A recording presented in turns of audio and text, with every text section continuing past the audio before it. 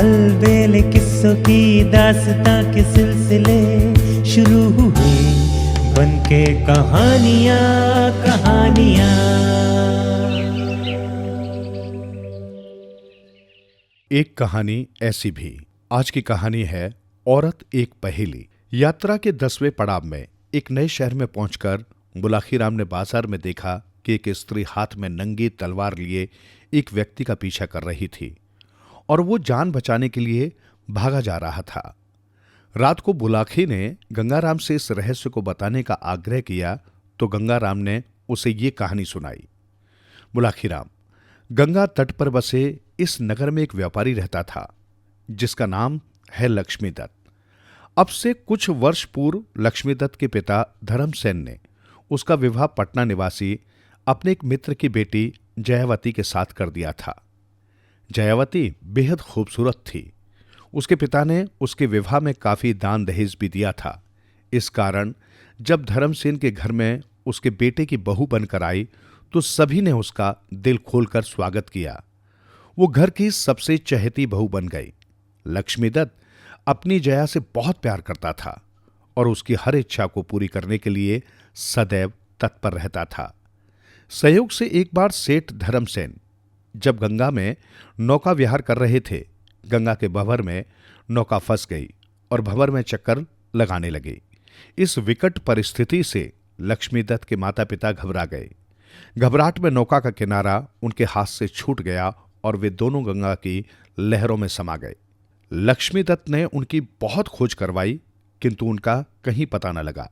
थक हार कर लक्ष्मीदत्त ने अपने माता पिता का क्रियाकर्म करवाकर सामाजिक दायित्व का निर्वाह कर दिया।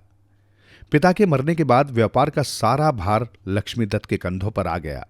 इस कारण उसकी व्यस्तता बढ़ गई। हिसाब किताब के सिलसिले में वो देर रात अपनी दुकान पर बैठने और बाहर के प्रदेशों में भी व्यापार के सिलसिले में जाने लगा। इस कारण पत्नी को देने के लिए उसके पास समय का अभाव हो गया। ये स्थिति उसकी पत्नी जया के लिए असह्य हो गई।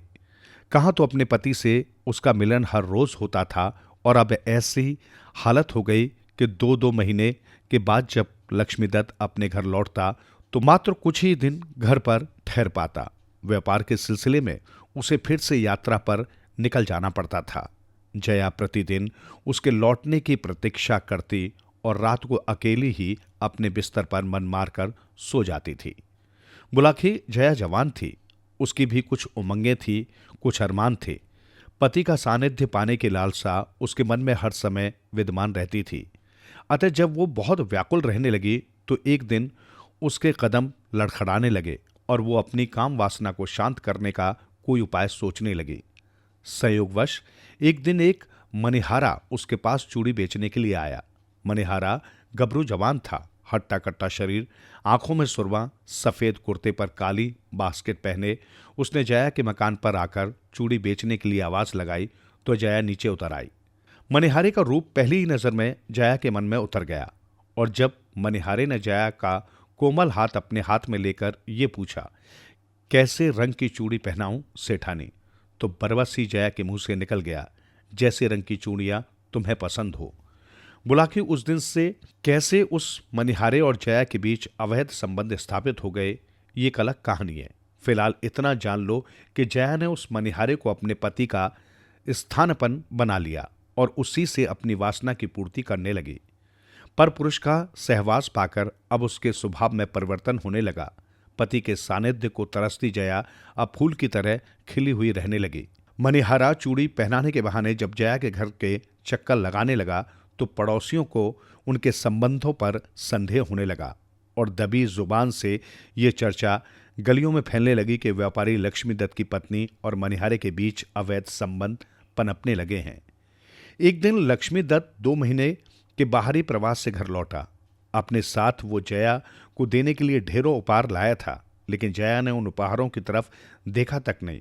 वो दिन भर तुनकती रही और रात को भी अपने पति से प्रेम में व्यवहार न किया। इससे लक्ष्मीदत्त को उस पर संदेह हो गया। वो सोचने लगा, कहीं मेरी अनुपस्थिति में मेरी पत्नी के किसी पर पुरुष के साथ संबंध तो नहीं बन गए।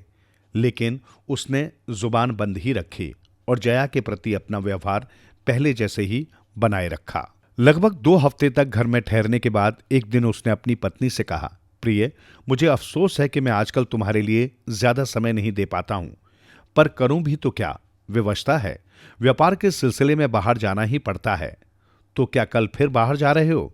जया ने भुगटी चढ़ाते हुए पूछा। हां, लक्ष्मीदत्त ने कहा, लेकिन तुम चिंता मत करो, सिर्फ हफ्ते भर का काम है, 1 हफ्ते बाद मैं पुनः लौट आऊंगा। ठीक है, जया बोली, मैं इतने दिन तक प्रतीक्षा कर लूंगी, पर तुम अपने स्वास्थ्य का ध्यान रखना। इस प्रकार पत्नी को आश्वस्त कर दूसरे दिन व्यापारी लक्ष्मीदत्त घर से व्यापार के बहाने बाहर निकल गया, पर वो शहर से बाहर न गया। सारा दिन उसने अपने एक मित्र के यहां बिताया और रात्रि के 10 बजे अपने मकान पर जा पहुंचा। मकान के पीछे एक ऊंचा आम का दरख्त था। लक्ष्मीदत्त उस दरख्त पर चढ़कर मकान की छत पर पहुंच गया। दबे पांव वो अपने कमरे की खिड़की के पास पहुंचा और खिड़की की एक झिरी से झांककर उसने जो दृश्य देखा, उसे देखकर उसका समूचा जिस्म क्रोध से जल उठा। अंदर उसी के बिस्तर पर जया उस मनिहारे की बाहों में सिमटी हुई थी।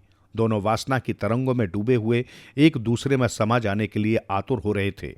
बाहर अंगारों पर लेटता हुआ लक्ष्मीदत्त किसी तरह स्वयं पर संयम बनाए रहा। वासना का उफान शांत हुआ तो जया ने अपने कपड़े व्यवस्थित किए और अपने प्रेमी उस मनिहारे से बोली, अब तुम नित्य ही रात को यहां आ जाया करो। मेरा पति यद्यपि 1 हफ्ते तक बाहर रहने के लिए कहकर गया है, किंतु मैं जानती हूं वो 2 हफ्ते से पहले लौटेगा नहीं।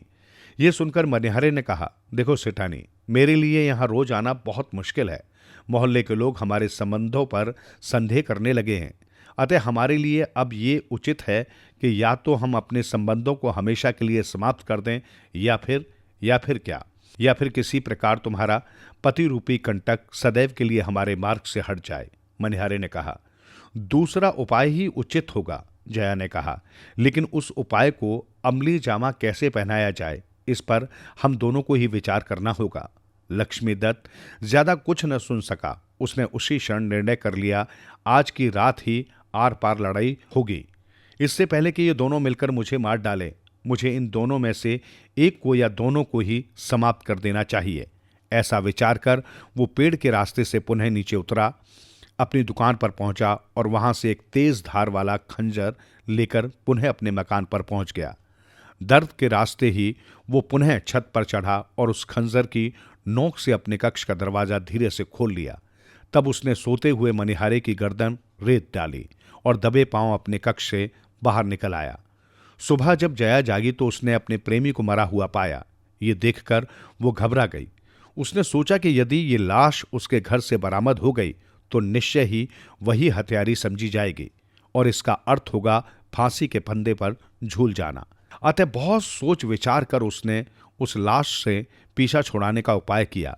उसने लाश के कई टुकड़े किए, उन्हें एक बोरे में बंद किया और गंगा स्नान के बहाने उस बोरे को लेकर गंगा में बहा आई।